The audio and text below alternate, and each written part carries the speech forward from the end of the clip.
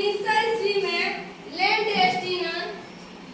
एस्टीनर ने यह अनुमान लगाया कि लाल रक्त कणिकाएं में एक विशेष प्रकार का प्रोटीन ग्लाइकोप्रोटीन पाया जाता है जो एंटीजन ए और बी को निरूपित करती है। ठीक उसी प्रकार पैराग्राफ चेंज करके मानव शरीर के श्वेत रक्त कणिकाएं में एक विशेष प्रकार का प्रोटीन गामा ग्लोब्यूलिन पाया जाता है जो एंटीबॉडी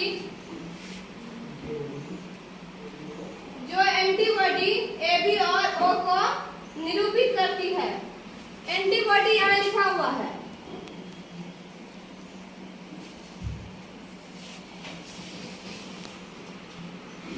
इस प्रकार से रक्त की कुल 4 समूहें होती है। इस प्रकार से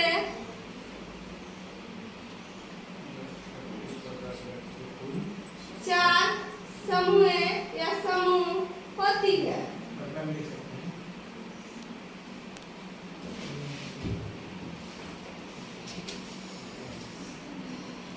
यहाँ तक समझ में आ गया कि रक्त 4 समूह में बटा है तो क्यों बटा है।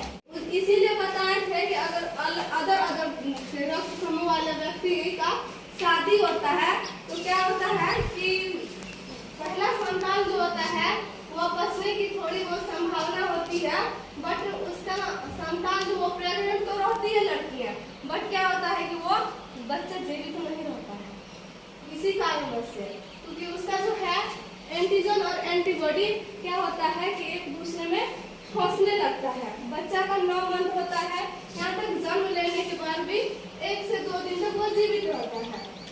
उसके बाद उसका मरना निश्चित है।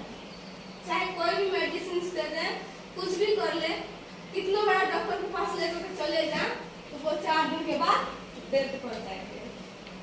इस केस में केवल एक ही संतान जीवित रहते हैं, चाहे वो 10 संतान को जन्म दे, 15 को दे, 1 को दे, 4 को दे, 5 को दे, तो पहला और आखिरी ये 2 ही संतान जीवित रहने की संभावना होती है, नहीं तो नहीं होता। किसी को देखिएगा एक ही बेटा हो या बेटी होता है, उसके बाद से उसे नहीं होता भी है तो वो उसका एबॉर्शन हो जाता है या जन्म के बाद क्या होता है उसका मृत्यु हो जाता है। इसी कारण से होता है। क्या होता है कि 100 में 99% या 95% कह सकते हैं कि वो मैच करता है। 1-2 रेयर केस में ही ऐसा होता है वो मैच नहीं करता है, इसलिए कोई मिलाकर तो थोड़ी शादी भी करता है, इसका गमन आसानी से हो सकता है। इसलिए रक्त समूह बी वाले व्यक्ति बी से ले सकते हैं, उसके बाद ए से ले सकते हैं और उसके बाद ए बी से ले सकते हैं।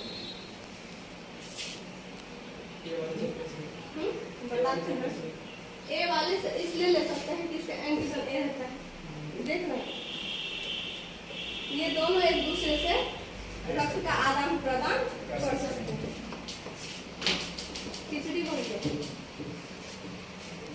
ठीक उसी प्रकार से ए बी के पास क्या होता है, एंटीजन ए बी होता है, एंटीबॉडी कोई भी नहीं होता है। तो ये क्या करेगा, इस अवस्था में सबसे लेगा या देगा, यह सबसे ले सकता है क्योंकि इसके पास कोई भी एंटीबॉडी नहीं है।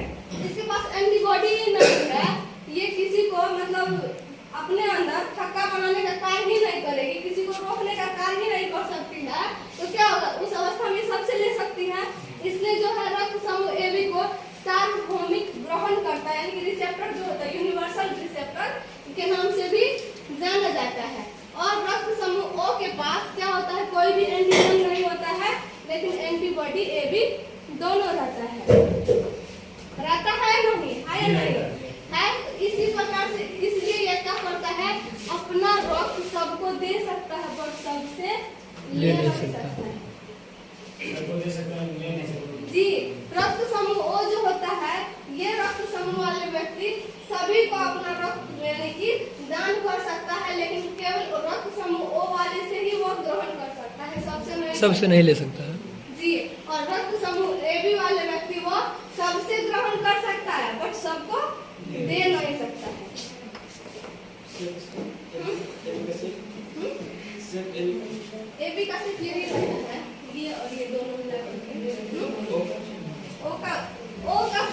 कोई नहीं रहता, इसलिए शून्य से डिनोटेड किया जाता है। शून्य जो होता है O के आकार का होता है, इसलिए इसे रक्त समूह O कहा गया है।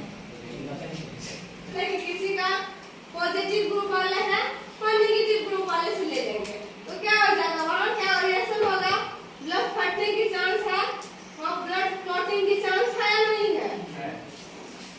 मान के चलिए नेगेटिव है into positive equal to negative, मतलब ये फट जाएगी। क्या होगा? फट जाएगी। इसका हो गया। पहले जान लीजिए कि ये नेगेटिव और पॉजिटिव होता कैसे है। जैसे सन 1900 ईस्वी में हुलैंड स्टीनर ने किया था, ठीक उसी प्रकार से क्या होता है कि सन 1940 ईस्वी में लैंड स्टीनर और विनर दोनों यानी कि रिसर्च कर रहे थे, तो ब्लड बैंक कर रहे थे। तो उन्होंने देखा कि हमारा जो मानव शरीर में जो रक्त है उसमें एक विशेष प्रकार का फैक्टर था। उस फैक्टर का नामांकन करने के लिए उसे कुछ समझ में नहीं आया कि क्या है क्या नहीं है, तो वह हमारे जो पूर्वज है बंदर, उनके ब्लड पे अपना अनुसंधान करना स्टार्ट कर दिया। तो बंदर को लाते थे और विभिन्न प्रकार के जो बंदर थी सभी का क्या किया, यानी कि ब्लड कलेक्शन करना स्टार्ट कर दे। करते करते वो क्या किया, जब सब कल कर लिए तो सब पे रिसर्च करना स्टार्ट कर दिए।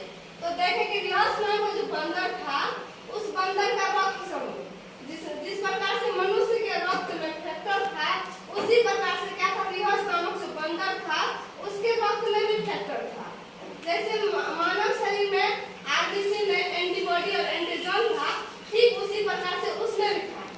तो एक अजूबा चीज क्या था, फैक्टर था। तो वो फैक्टर का नामांकन जो है रिहर्स नामक बंदर पे ही किया गया था।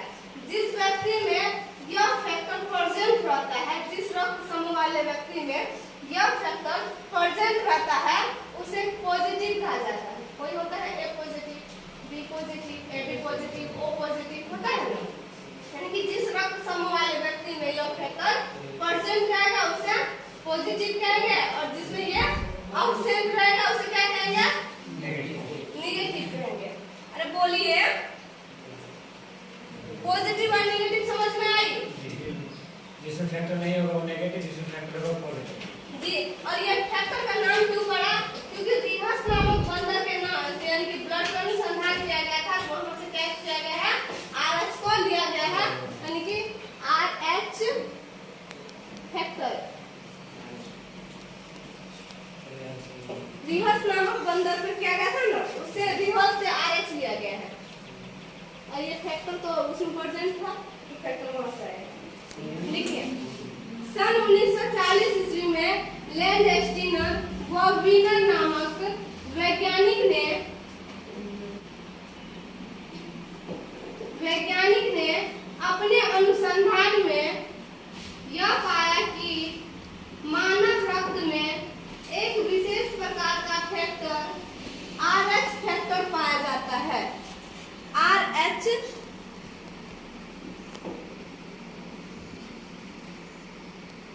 एक विशेष प्रकार का फैक्टर RH फैक्टर पाया जाता है।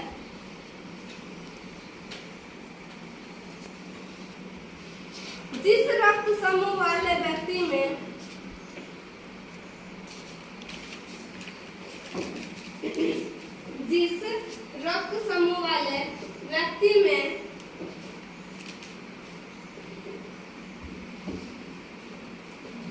यह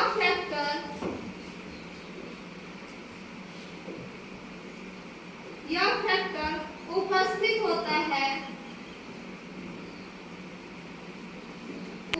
होता है उसे RH सहित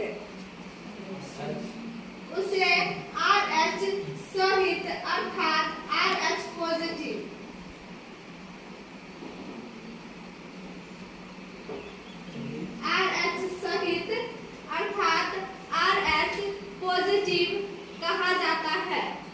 और जिस रक्त समूह वाले व्यक्ति में यह फैक्टर नहीं पाया जाता है उसे H निहित, अर्थात